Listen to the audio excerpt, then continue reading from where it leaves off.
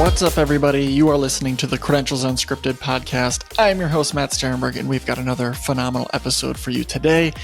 We are talking with Kristen Harris, Executive Director of the College and Career Planning Team at New York City Public Schools. Really great conversation. I wanted to do an episode for the high school counselors, the people that are involved in college and career planning. How do they advise students? How do you go about creating a structure that's sustainable? And how do you scale all of your college and career efforts? And I thought there was no better person than Kristen, who's obviously New York City Public Schools is massive. And I think you'll hear in this conversation, they're still able to give students the attention that they need. And the plan that they've put in place allows them to measure whether they're progressing. And I think the coolest thing about the conversation is just, this is not a school counselor thing. This is a district and a school thing. How do we get our entire school or district to buy into this? It's everybody's opportunity, as Kristen would say. So great conversation. I hope it's really impactful for all of you. So without further ado, let's get to our conversation with Kristen. Here we go. All right. I'm here with Kristen Harris, Executive Director of College and Career Pathways at New York City Public Schools. Kristen, welcome to the podcast. Thank you so much for having me. So I wanted to bring you on because you're doing some really cool things with navigating college and career for students. So tell me a little bit more about your work and some of the cool things you're doing. Specifically, I want to highlight the work you're doing at very early ages. Like as soon as they get to high school, you've got plans in place for them. So can you describe the work that you're doing and some of the impactful practices that you have going on? Sure, I'd love to. So I think I have the best job in the house. I get to work every day with incredible educators, college and career advisors, counselors, teachers who are supporting this work, school leaders, district level staff. And all of that is around supporting high quality, high dosage, personalized advising practice in schools. And so the College and Career Planning team really works to support really strong professional development and capacity building. We work directly with schools to support their ecosystem within their schools to make sure that the staff across all grades have the resources and supports that they need. We work with our academic policy leads to make sure that there's not just practice and professional development, but this is really hinged on policy. And it's not something that's nice to have. It's not something that in good times we do, but it's something that is a standard and that is an expectation of everybody. And we have it written into our policy that everybody is supposed to have these things. We also work with our higher ed and community-based organizations, again, to make sure that we're working across the landscape. Our district is very big. We have, 1 million students across over 1,800 schools, K to 12. And that's for high schools, we have over 500 high schools and high school programs. And so it's really important that, one, we have some standards, and we have the resources and supports, and we have the data infrastructure. And we're sharing information with our schools on a regular basis on these kind of benchmarks and how their students are doing. Are they applying for financial aid? Are they applying to CUNY?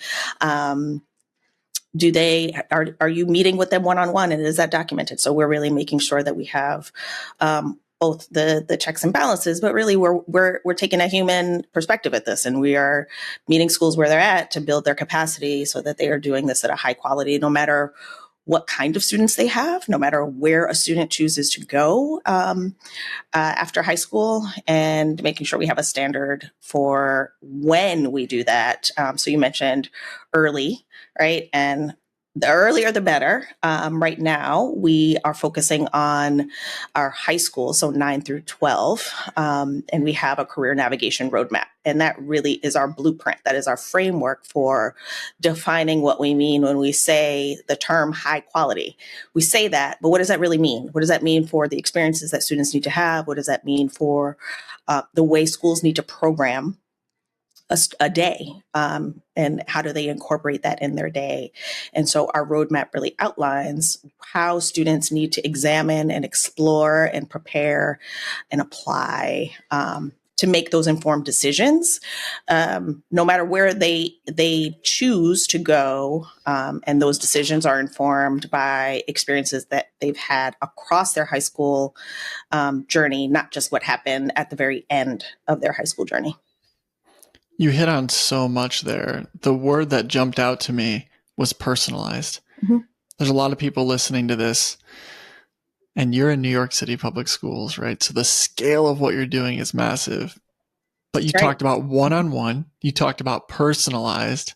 Yeah. How are you scaling this? How are you actually giving students the attention that they need? Because there's a lot of people out there, school counselors listening to this, that are thinking to themselves, we don't, like, our caseload is, I have so many students, like I can barely keep my head above water. How are you doing it in New York City? Yeah, we're not immune to that, right? And I keep going back to we're creating a standard in a place where there haven't been nationally. Like folks are trying to do this in the best way they know how. And I think what is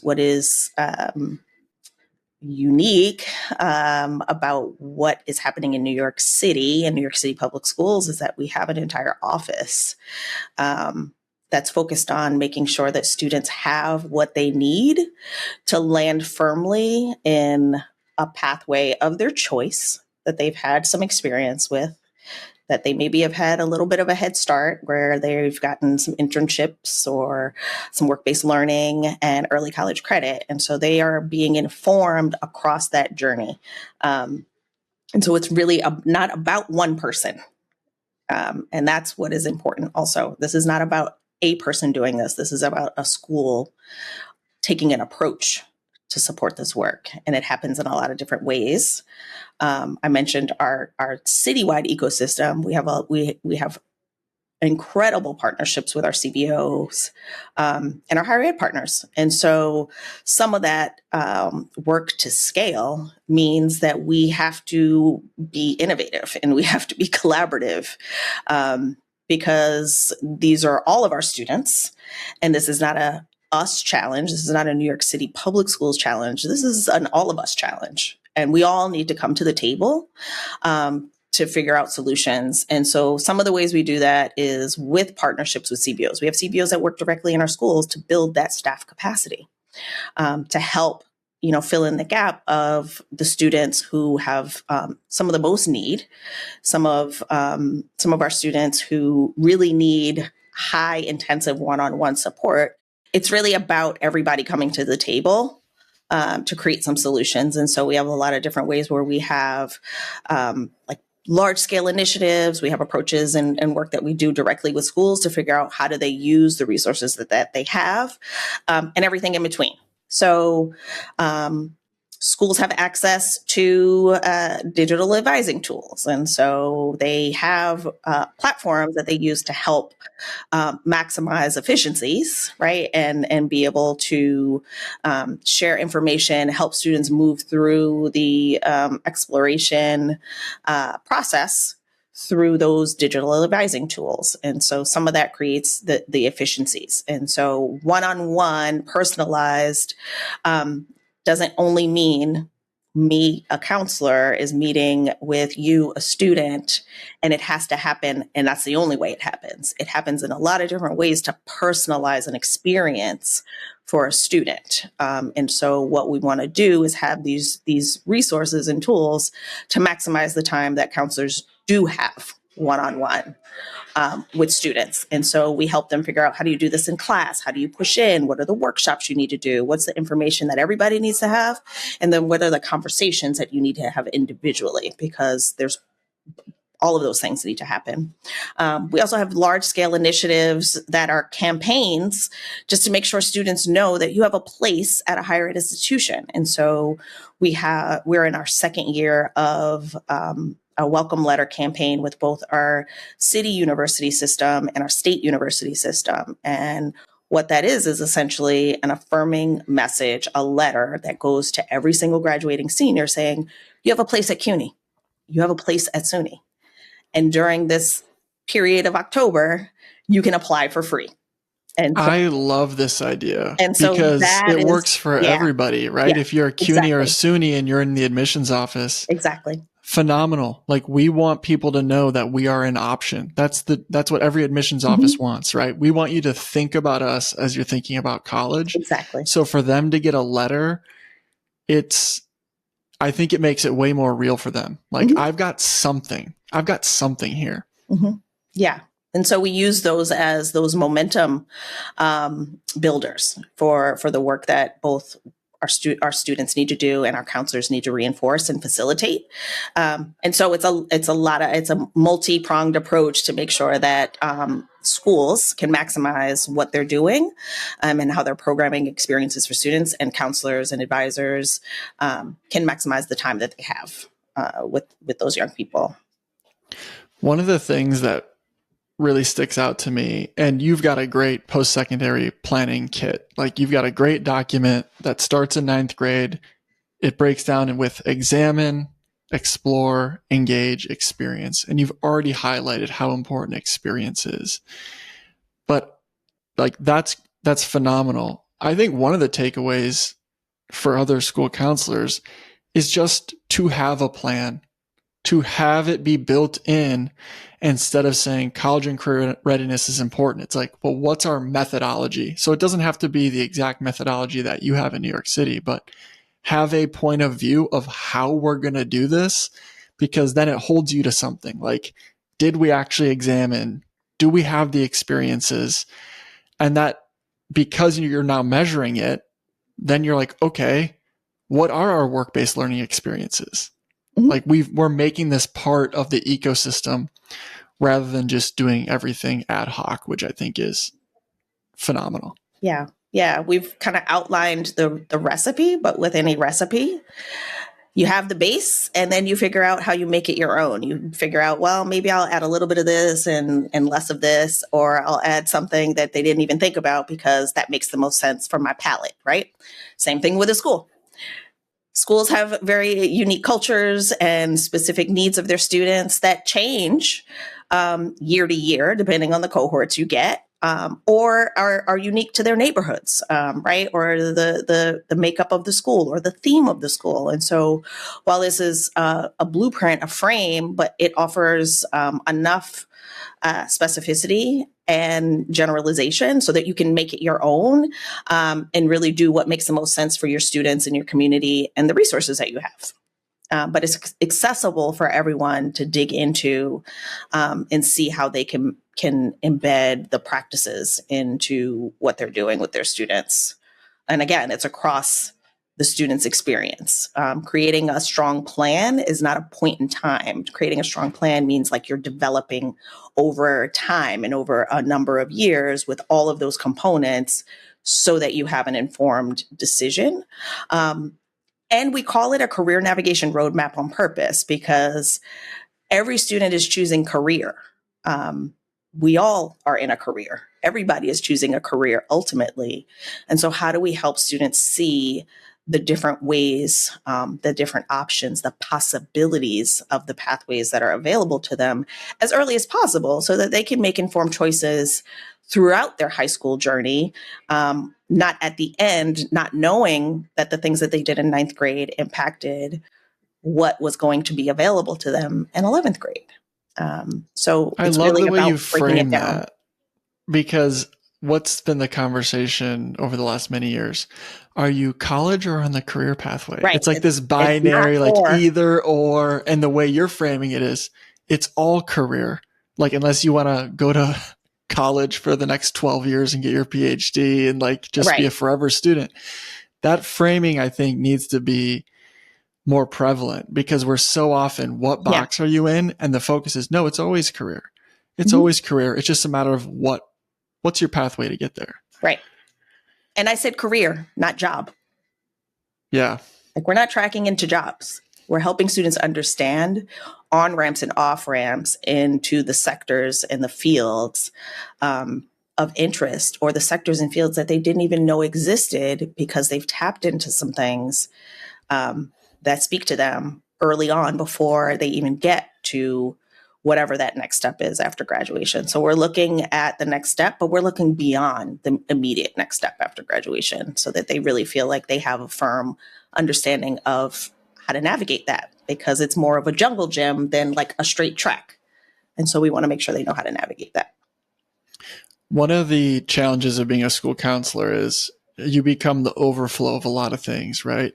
Mm-hmm. It's like social, emotional, academics, college and career. It's like the school counselor does so much. And I know you're so aware of this because you're very involved in NACAC. And so if I'm a school counselor listening to this, I may like have a negative reaction to some of this, not because I don't think it's all great, but it's like the more good stuff we plan, the more it falls on me, right? It's almost like you're giving yourself a penalty. You're like, I could do so much more, but then I'm doing so much more.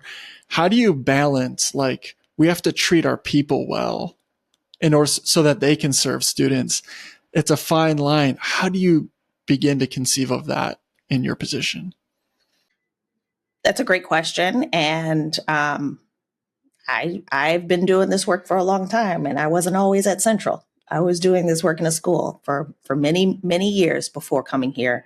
So that resonates deeply with me. And this is not work for one individual person. This is an approach to the way school is done. This is a reimagining of how we have students experience school.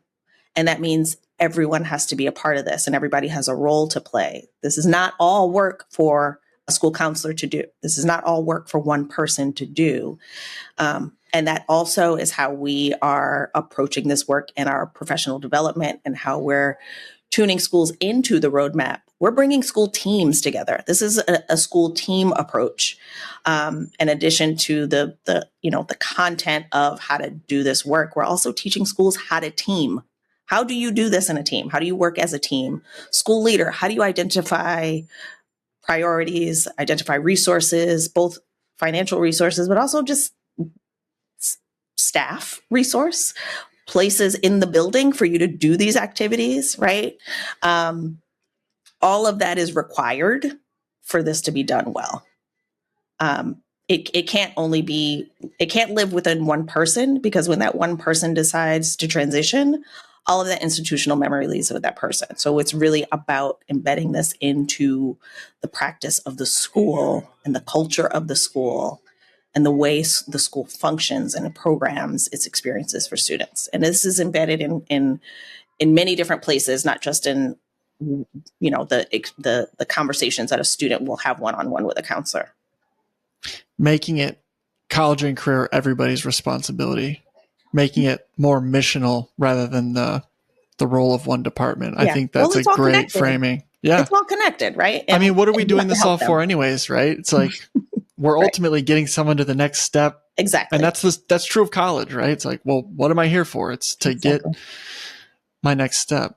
Yeah. So you talked about giving data back. Like, what's the feedback loop? How do you know overall, like your office, like what are we doing well? Where can we improve? Are we making progress? What are the data points you're looking at? Because I think that is sometimes a challenge. Like they leave your building and you're like, wonder what happened, wonder what they ended up doing. Yeah. So this is a big challenge for a lot of people. What are you looking at to measure success? Yeah. Well, first of all, I will say that we really are trying to change the perception of data. Like we are sharing this in order for you to do your work better. It is a no blame approach. The way that we share data, this is not a gotcha. This is you need to know where you are so that you can move differently. Or you need to know where you are so I need to keep doing this thing I'm doing because it's working and it's working well, right? We have to make sure that folks aren't afraid of data. We have to make sure that folks understand that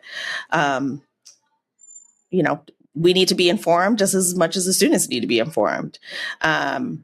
And we need to understand what we've done in order to make good strategic planning, practice.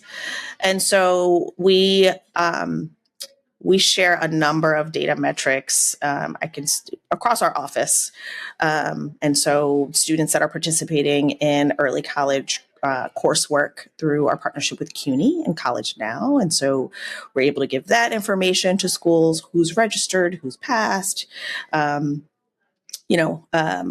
applied to those things. We know if students are participating in work-based learning, we have a way to capture that information and be able to share that back with schools. We have a dashboard or a workbook that pulls the data that goes to schools from a lot of different sources. So, CUNY will send a data report to individual schools about applications. We pull that into the workbook, so it's all in one place.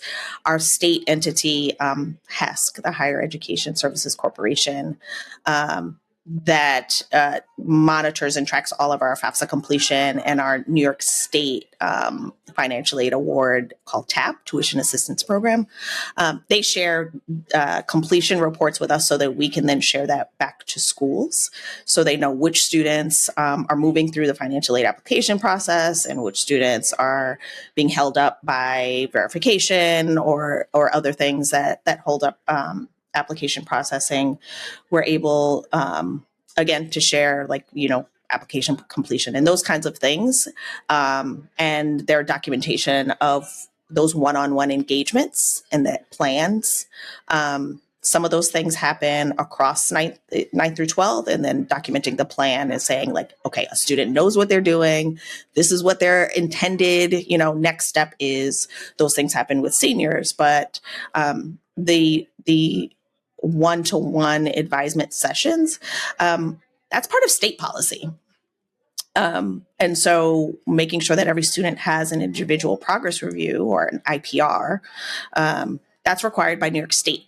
And so that has to be documented in our, data warehousing system.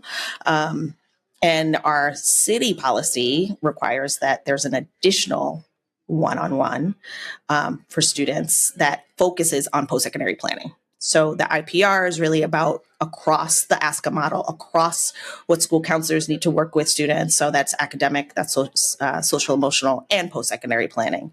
So it covers those three components of the ASCA model. That's the IPR. And then we've added to that. So there's state policy and city policy around making sure that students have access to a knowledgeable adult in their building. And that's how we're recording it. That's what we're spitting back to schools, and working with them to say, all right, you're having difficulty here. How do we help you? How do we work with you? Have you been to our training?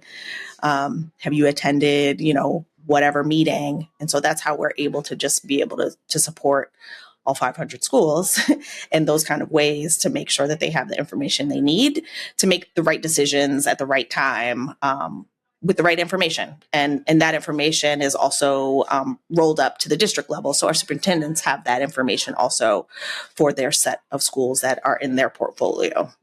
So we really make sure everybody is on the same page. And all of that is aligned to the ways that we already support schools. So we're not giving you this information and then making this everybody's problem, right? That's how we make it everybody's until problem. You socialize the data with everybody, or everybody's opportunity. It's not everybody's problem. It's everybody's opportunity. Yeah. That's see, that's a way better framing than what I said. So let's go back in time, Kristen. So first day on the job, your future self, your today's self, I should say, can go talk to yourself your first day as executive director. Yeah. What advice would you give yourself? Someone's starting off, what have you learned in this role, kind of being at let's call it the district office? What advice would you have? What are the challenges maybe you wish you would have seen more clearly? I think what I would say to young Kristen, you're on the right track. These are the things that are important. These are the things that people need to know about and see as priorities, but trust the process because it's going to take longer than you anticipated. 22 years later, we are leaps and bounds further than we were when I started this work in a CBO, running an after-school program. A college prep program is what all of them were called at that point, where nobody knew what that meant. Nobody knew what a college counselor was. Nobody knew what college and career planning was. And now it's being talked about at the highest levels of our government. And you have to be so adaptable. I feel like even in the last 10 years, the conversation around college has shifted. Like what good opportunities look like. You at the outset said high quality. And I think we have to always reassess, like, what are we viewing as high quality? Like, what is it to each student? Like, what are our values and what are our goals for these students? I think that's the biggest challenge. Like, we don't want to direct and steer students too much, but there is an element where we're the adults in the room and we're trying to help guide them to the right pathway. And that's a really difficult task, isn't it? To like, what is a good life? Like, what is the best next step for you? And it is different for a lot of students. Like, that is such a huge challenge, and it shifts based on all these other factors. Meeting the need for identifying the changes in the landscape and being able to serve students and define quality. I think what is the constant? That's the other thing I would tell young Kristen. Know that the constant is going to be change. And so the core is making sure that students are at the center of whatever decisions you're making. No matter what changes, the student is the center. The student is the primary. And we have to take a student first perspective. And yes, while we are the adults in the room, nobody knows what they need better than the student. And so we have to understand that just because we think it's a great opportunity or that's what they should be doing, they have voice and they need to be a part of that conversation. And we need to facilitate them to be in the best position possible to have the strongest options so that they can make informed choices. No matter what the landscape is, no matter what's happening, that is always true. That is always the core. And making sure as professionals, we are as informed as possible. We are tuned into what is happening in the churn and the change within the landscape. And we're staying as informed as possible. That's the most important, because then we will be able to make the necessary pivots we need to make and evolve in the ways that we need to evolve. But students have to be at the center of that. Kristen, I really enjoyed our conversation. Thanks for joining me. Thank you so much. So that is our episode. Thank you again to Kristen for joining us and sharing her expertise and giving us the story of how New York City Public Schools is making some impactful changes to post-secondary planning for their students. The way she ended that, I thought was really great. Focus on students, right? We have the resources, but they have a good idea of what's best. And as long as we can just help them navigate on their own, that's what we should be doing. And making this a school-wide, a district-wide opportunity, that to me was gold, right? So if you're a school counselor out there and you're thinking, I'm overwhelmed, I can't take on any more, how do we make this bigger than just one person or one department? So thank you, Kristen, for joining. And if you like this episode, like and subscribe. You know what? If you didn't like it, just like and subscribe, okay? And if you have any questions or comments, feel free to email me at credentialsunscripted@gmail.com. But I appreciate everybody listening, and we'll talk to y'all real soon. Goodbye.